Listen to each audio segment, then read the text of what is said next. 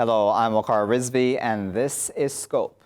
There's a movement across the Western world to try to suppress criticism of Israel, and especially the BDS or Boycott, Divestment and Sanctions movement, with certain laws coming up even in places like the United States and Germany, trying to suppress voices which are critical of Israel during rallies or otherwise. Now, one case study which we can hone in on, which happened just recently in Berlin in Germany, is that of Palestinian-Canadian journalist Khaled Barakat, who was blocked by German authorities from speaking about Palestine at a solidarity event in the German capital. That happened on June 22nd. In part, at least, the document that he was handed, the 8-page document, said that his political activism poses a threat to public safety and would impair and endanger the peaceful coexistence of Germans and foreigners, and it also alluded to Germany's relationship with Israel that could be altered and considerably endangered if he were allowed to speak. Now, of course, this is not the only such case. Rasmi Odeh, just last year, was also prohibited from speaking in Berlin during International Women's Day, and in fact was forced to leave the country at that time. So this is a worrying trend, certainly, and we want to discuss this a bit further. Khaled Barakat himself is joining us now from Berlin. He is, of course, as I said, a Palestinian-Canadian journalist. We're also joined by Professor Neve, who is a professor of international law at Queen Mary University of London, and he is joining us from the British capital itself. Neve and Khaled, thank you both for joining us. Khaled, I'd like to start with you and get just a very quick summary, if you can, about what occurred during the rally. You were approached, of course, by police, and what you make of the reasoning about why you were blocked from speaking. Well, thank you for having me, Waqar. The level of oppression against Palestinians, Arabs, and Muslims is in a very high level today in Europe and elsewhere. So this is part of a racist attacks that our people is subject to, particularly at this time of our struggle, where there are the United States, Israel, and Arab reactionary regimes are trying to suppress Palestinians, not only in Germany and Palestine, but everywhere. And that is part of the liquidation process to the Palestinian cause. Now, what happened in Germany didn't only happen against me, but it's happening systematically against activists, including Jewish activists who dare to voice their criticism against Israel. They would be also oppressed, Arabs, Muslims, and even Germans. Today, if you're a journalist like in Tel Aviv and you criticize Israel, most probably nothing will happen to you. But if you are a German journalist in Berlin and you dare to criticize Israel, then you will most probably, your articles will not be published, and you would probably be harassed by both the German authority and the right-wing racist neo-Nazi movement alike. So they banned me from speaking, from engaging in any public events, political events, even social events. And this is really dangerous times because it needs and required a collective response by all people who are struggling for peace and justice in Palestine. Okay. Neve, I wanted to get your thoughts on that because you're a professor of international law. I'm wondering what your take is on the fact that we do now genuinely have laws coming up across many of these Western countries where there does seem to be, at the very least, and it doesn't sound like an exaggeration to say that there is suppression genuinely of pro-Palestine voices, of voices critical of Israel. I completely agree. What we are seeing or witnessing today is an attempt to conflate criticism of Israel's rights abusive policies and of Zionism with anti-Semitism. And what the defenders of Israel's colonial project are trying to do is to stifle any kind of criticism by claiming that those who are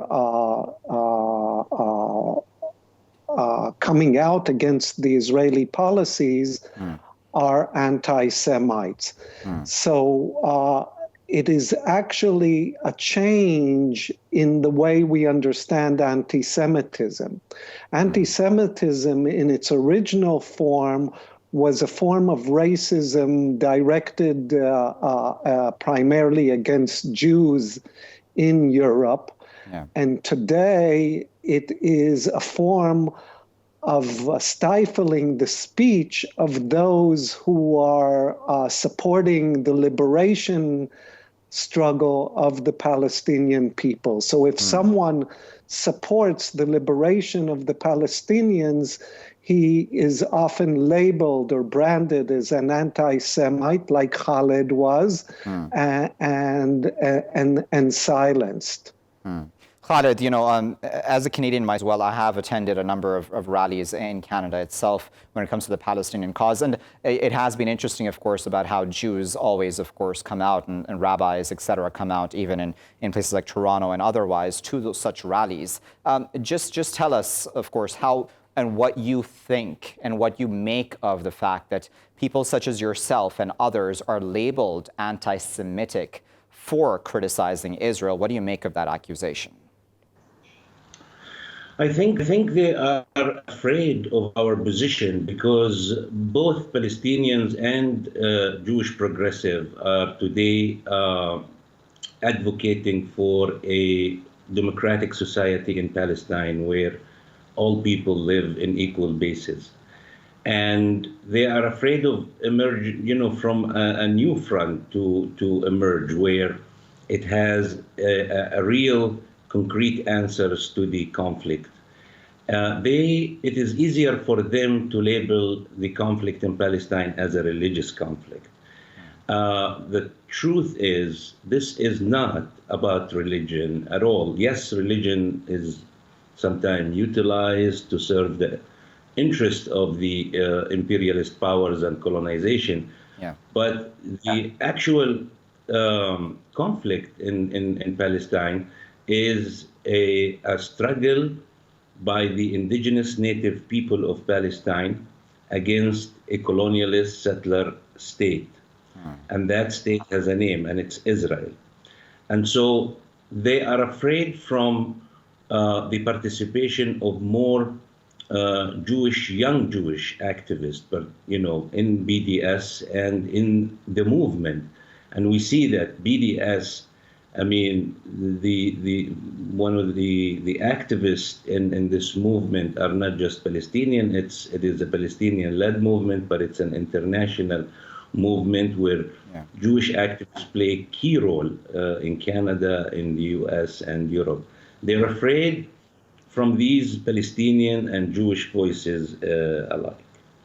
And Neve, if I may just pick up on what you just said there, Neve, it is interesting, isn't it, that a lot of young Jews, in fact, and I'm going to just hone in on the example of Jewish Voice for Peace, but I'm sure there are a lot of such organizations throughout the world which are doing very important work towards peace in Palestine/Israel.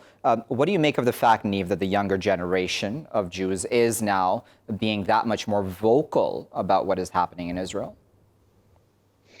I think it is fairly obvious that there's a change in public opinion, particularly in the United States, but also in Europe, of these young Jews that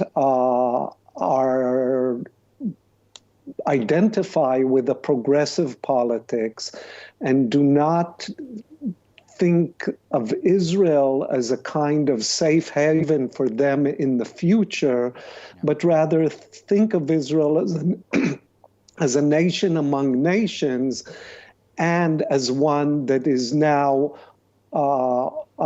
committing egregious human rights violations against the Palestinian people. So they can no longer identify with such a state. This is a state that is working hand in hand with the ruthless policies of Trump and is clamping down and has been clamping down on the Palestinians for years, and they don't feel they can identify with such a state, and they have chosen to adopt a nonviolent strategy, one of the strategies from the arsenal of nonviolence, which is BDS, and they are saying only with external pressure on the Israeli government and on the Israeli people can we reach a just solution between Israel and the Palestinians. 71 years is way too long to wait for the Israelis to pick up the gauntlet. And it's time that the international community help Israel reach the right decision and create what I think should be a binational state within the territory between the Jordan Valley and the Mediterranean Sea.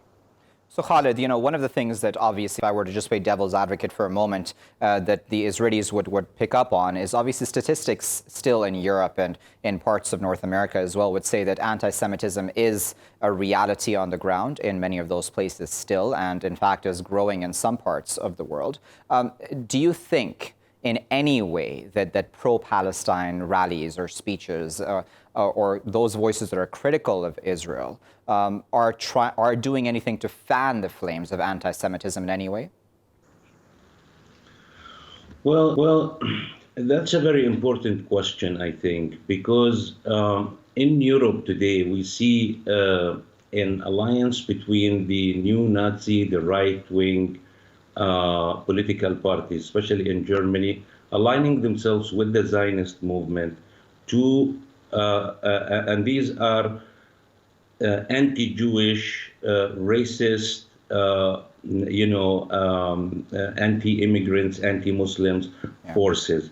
Their common denominators today is to suppress immigrants and refugees, particularly the Palestinians and Arab and Muslim communities of Europe, so they would be silent and not voice their solidarity with their brothers and sisters in Palestine and elsewhere.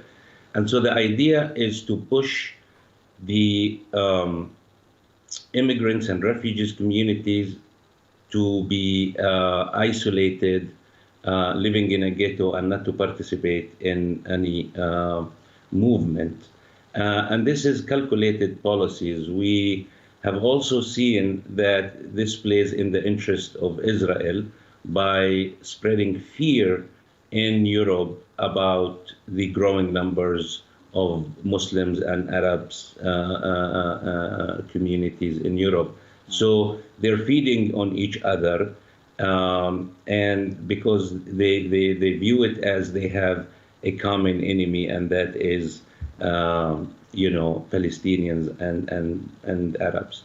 And this is really a problem because there is racist tendencies, there is an anti-Jewish racist forces in Europe. This is a fact.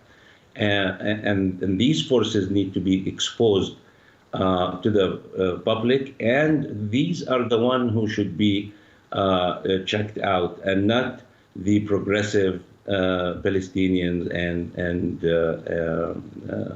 progressive voices who's advocating for equality and anti-racist policies. Okay, so let's go into a short break now. So I'm going to ask Khaled and Neve to stay with us. We're going to continue this conversation right after this break. Stay tuned. Viewers, we're back here in Scope with me, Waqar Rizvi, and we're still with Khaled and Neve, who are discussing, of course, the case of Khaled himself, and he was being banned, of course, from speaking at a pro-Palestine rally in Berlin. That happened on June 22nd, and, of course, the ramifications and this entire movement against having those critical voices of Israel be able to speak freely. Neve, I wanted to hone back in on this issue of anti-Semitism because, again, as you well know, this is spoken about a lot, and essentially it's taken over the narrative many of the times. But as I had put to Khaled as well, the statistics don't lie, seemingly, at least across much of the Western world, that anti-Semitism is a reality on the ground. How does then one deal with both issues side by side? How does one deal with the reality of anti-Semitism and at the same time deal with the realities on the ground across occupied Palestine? So first, we need to understand where this anti-Semitism is coming from. And it is clear that there is anti-Semitism, and I'm not sure it's on the rise, but it might be. Surely in the U.S. it's on the rise. But in the U.S., the anti-Semitic manifestations over the past years, or at least since Trump was elected, are not coming from the left and from progressives, but they're coming from the extreme right. So the murders in the Pittsburgh synagogue came from a right nationalist. Again, in California, they're coming from the right. And I would assume that throughout Europe, much of the anti-Semitism is coming from the right. That does not mean that there is no anti-Semitism on the left. I am fairly sure that there is also anti-Semitism on the left. The left is not immune from anti-Semitism, but we need to make a distinction between anti-Semitism and anti-Zionism and not conflate the two. And we need to allow the anti-Zionist to voice their criticism while at the same time being very vigilant against anti-Semites, both on the left and on the right, people that express views that are not against Israel's rights abusive policies, but are against Jews. And we need to clamp down on them. At the same time, and here I want to just emphasize what Khaled said, we cannot ignore other forms of racism that are on the rise, both in the United States and in Europe. Racism against Muslims. It's clear that there's a rise in Islamophobia, both in the United States and in Europe, and racism against blacks and other peoples of color. Indeed. We know that from the Black Lives Matter in the United States and so forth. Indeed. Khaled, one of the major issues, obviously, that comes up whenever something like what has occurred to you happens is, of course, the issue of free speech. And, in the Western world, be it Canada, Europe, wherever, there's always a lot of pride about the fact that people can say what they want to say. They can criticize religions, be it Islam or otherwise, freely and, without consequence, at least. Sure, that people can argue against it, but there can be this healthy debate openly. Do you think that what's happened to you and what happened to Resmi Odeh and other activists such as yourself when it comes to this issue of Palestine, is this essentially taking away your rights? And then why isn't there more of an understanding about the fact that this is actually dangerous for everybody? Absolutely. I mean, this is exactly the central point, is that a law has to be, a right has to be for all, and not exclude a group of people and say that Palestinians and Arabs and Muslims, blacks, they should not have freedom of speech at all time and enjoy it like others.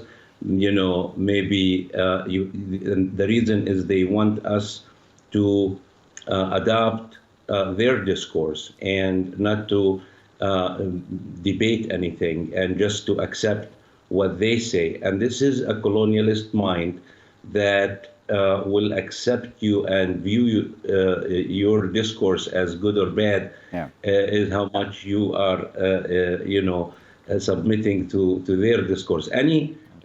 If we look at history, I mean, it has always been this way, that a group of people will be marginalized and the Japanese in the United States at one point of time had to go through hell. Jewish here in Germany. Today is the Muslims and Arabs of Europe, and this is a part of our struggle, and we see it as a very important struggle because it's good for both the societies in where we live. And it's good also for our people in our home countries. When you look at oppression, it's really singling out today Muslims for a reason. And I just want to, that at one point of time, Ronald Reagan received the leaders of the Mujahideen in the White House and called them freedom fighters, and then the next day they're terrorists. So this always is used against we know that it's political. Sure. I wanted to add another voice to this conversation. In fact, we're now joined by Niall Collins, who is an Irish politician. He's joining us now. And Niall, of course, we appreciate you taking your time out to speak to us here in Scope today. Niall, the previous time around that I had you on, in fact, we were talking about a very similar topic, in fact, and about Palestine at that time also. Just tell us about the example of Ireland, Niall, about why it is there that we are able to have a conversation, at the very least, openly, about Palestinians and other criticism of Israel's actions in the occupied territories without those voices being suppressed, that there is actually, if we actually look at it, free speech about this issue when it comes to Ireland? Well, we have a very strong, open democracy here in Ireland, and people are allowed to speak and express themselves and express how they feel and what's on their mind. We also have a very open tradition and culture in relation to protest. And we have rarely, if ever, had a protest in Ireland which has turned violent. So I suppose maybe it's the makeup of the Irish person that they have the capacity to protest, but to do so with dignity and without resorting to violence. And thankfully that has been the way in this country since the foundation of the state almost 100 years ago.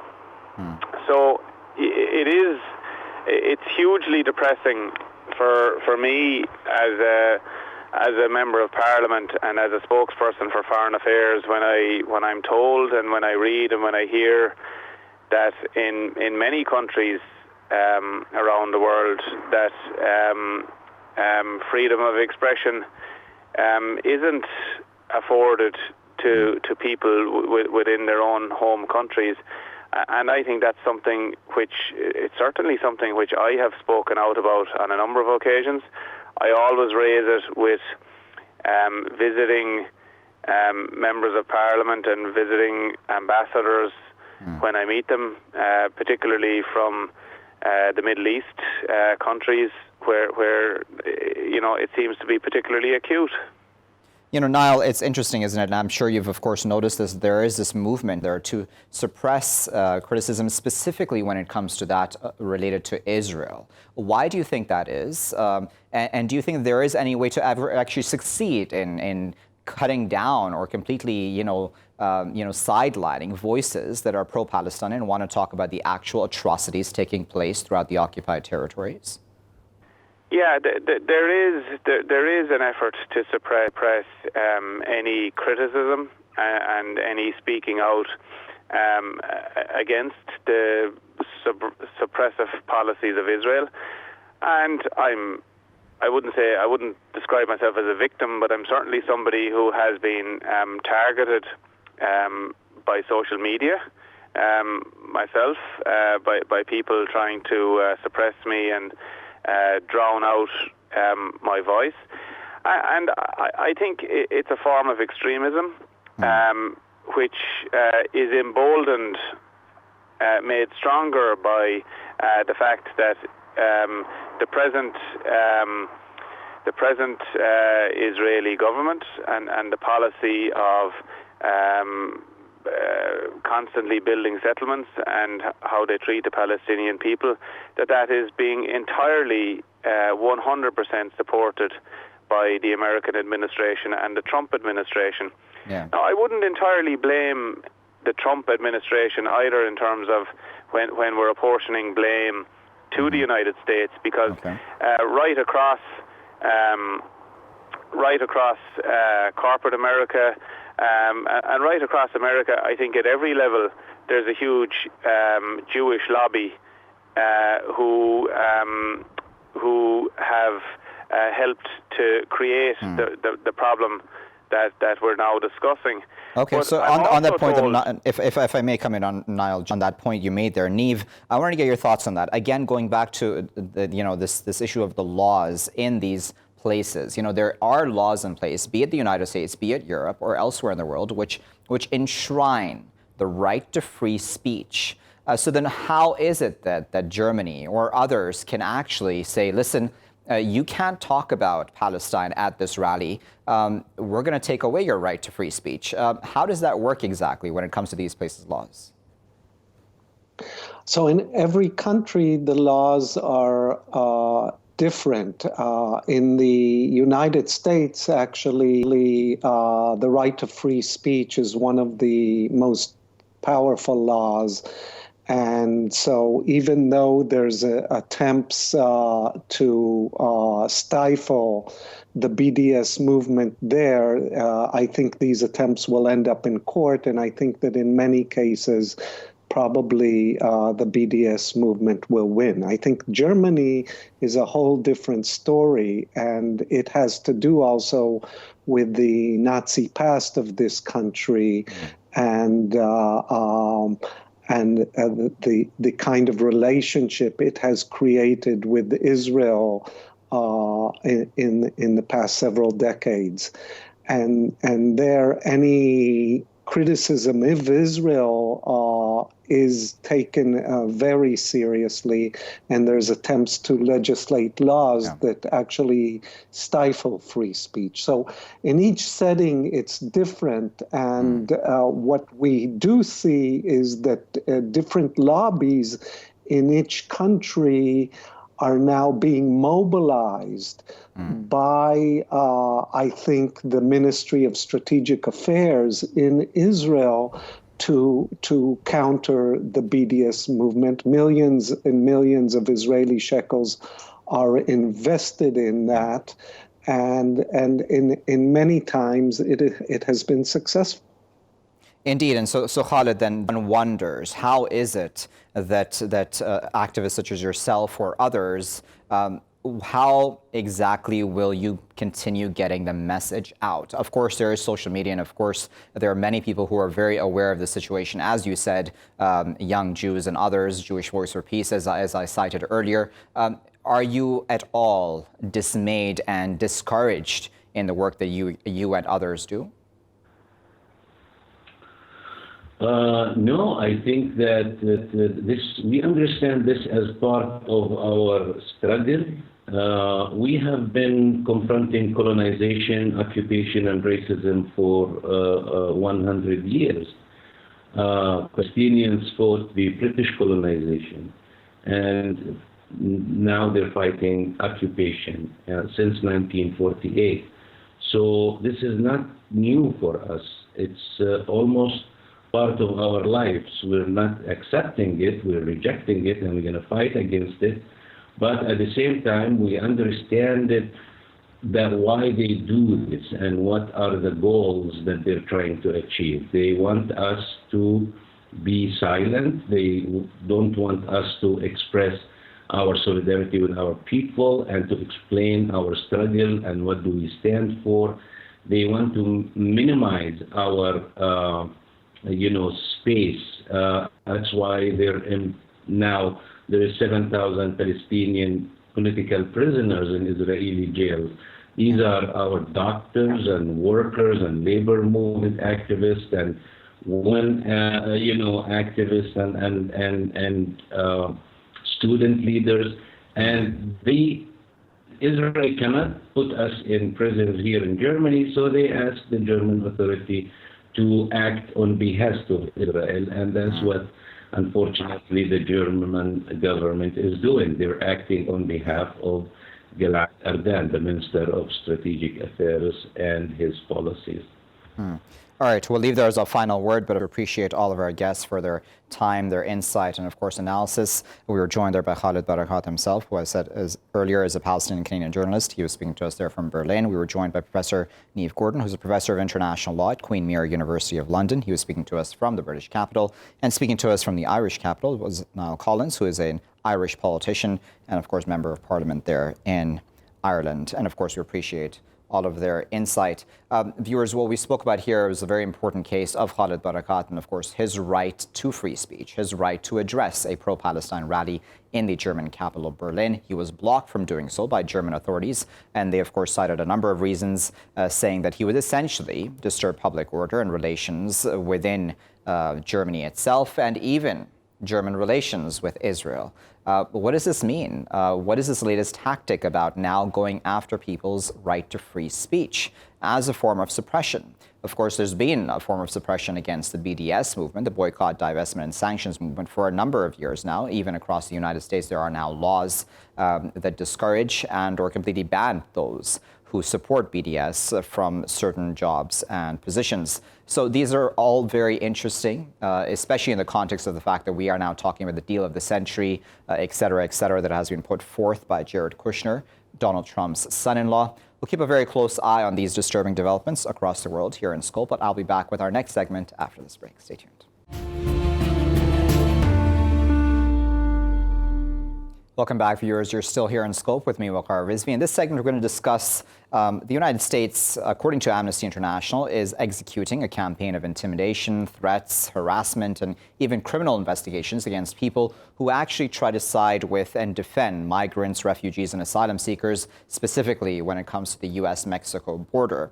There have been a number of cases, and we can talk about the latest case of Scott Warren, who is a member of the humanitarian group called No More Deaths, which leaves basic needs such as water bottles, etc., spread out across areas which many of these migrants and asylum seekers use to try to get to the U.S. There has been a video, in fact, which No More Deaths released not too long ago, right before Scott was in fact arrested, or the day he was arrested, in which U.S. Border Patrol agents were just seen destroying and toppling over those water bottles, essentially then again working against migrants and their rights as human beings, really, to these basic needs such as water, food, etc.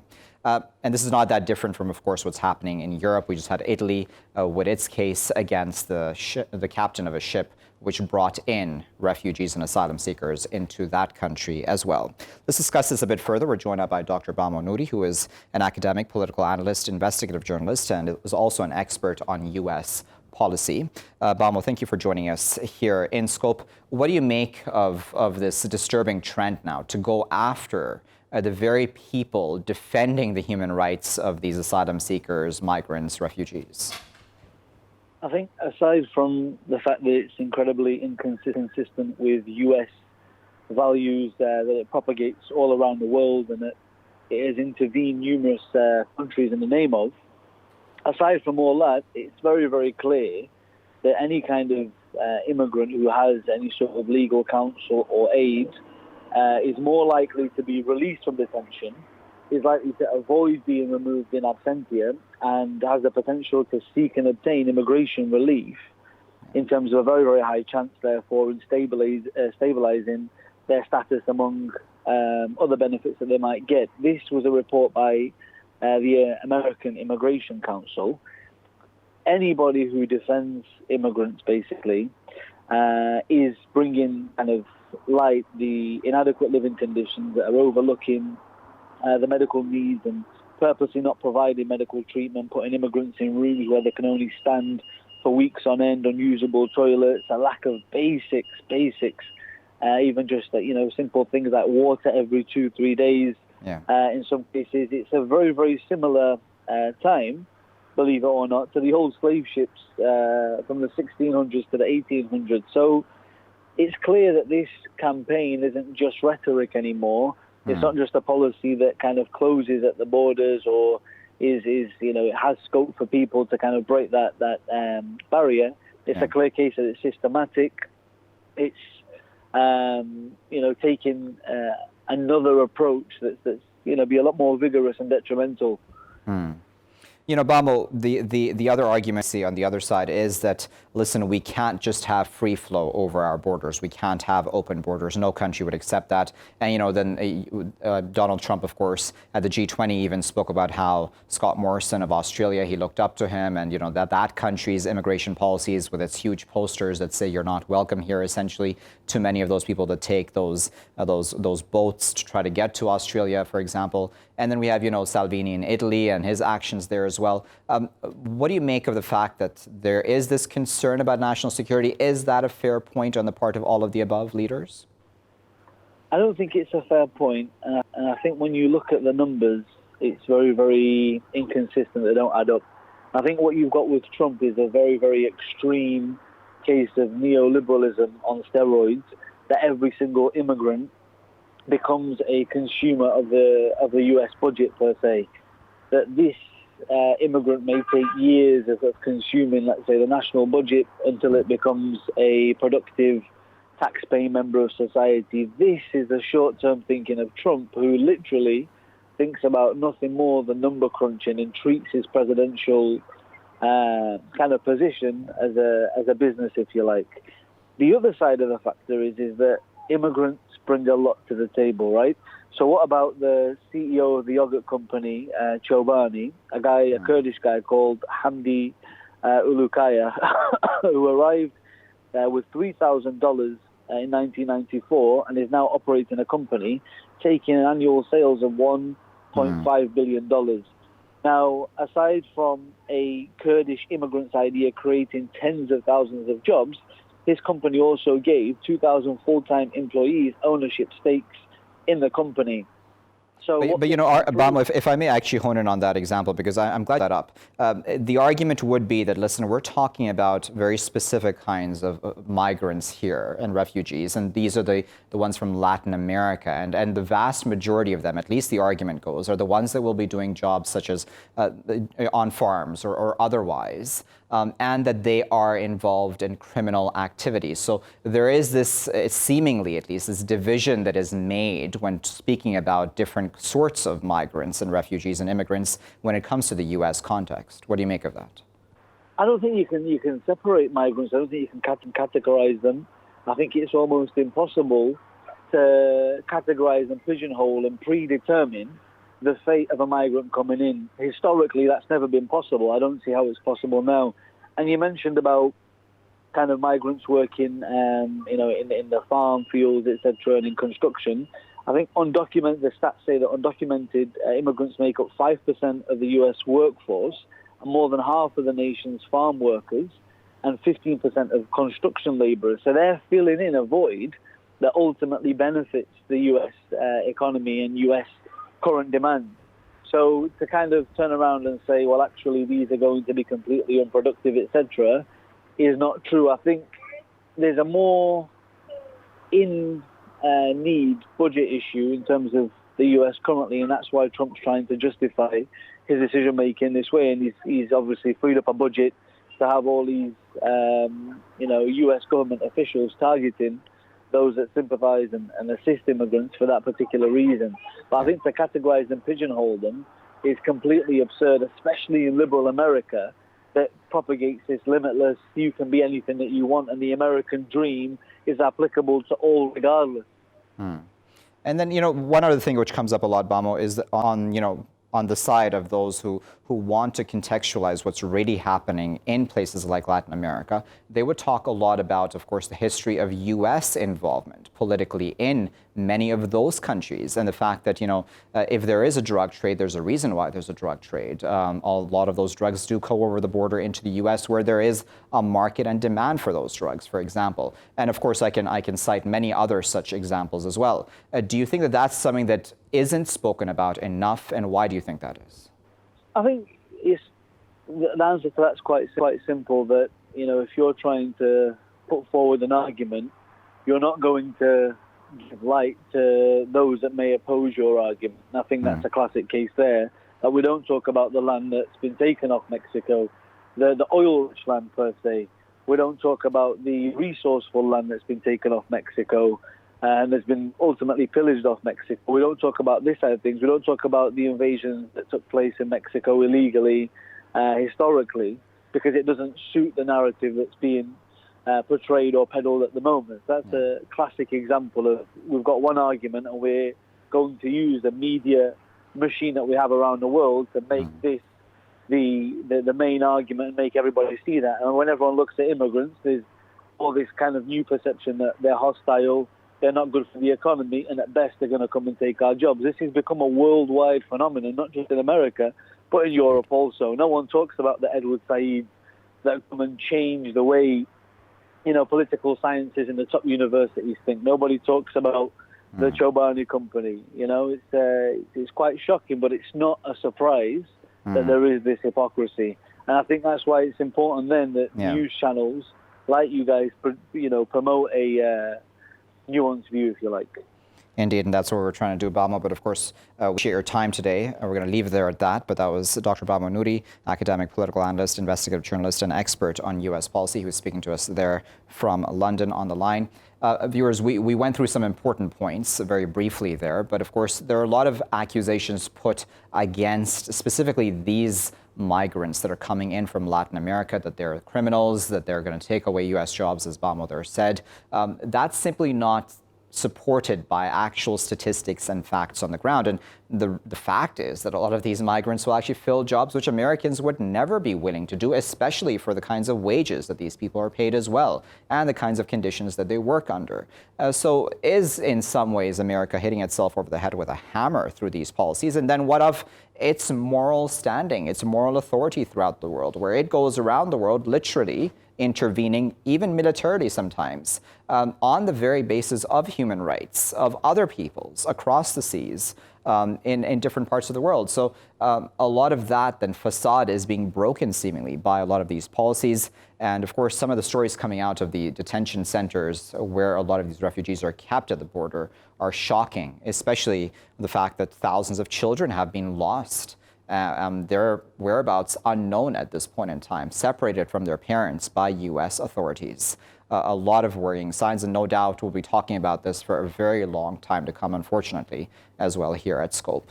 We'll leave it there at that. I've been Waqar Rizvi. Thanks for watching.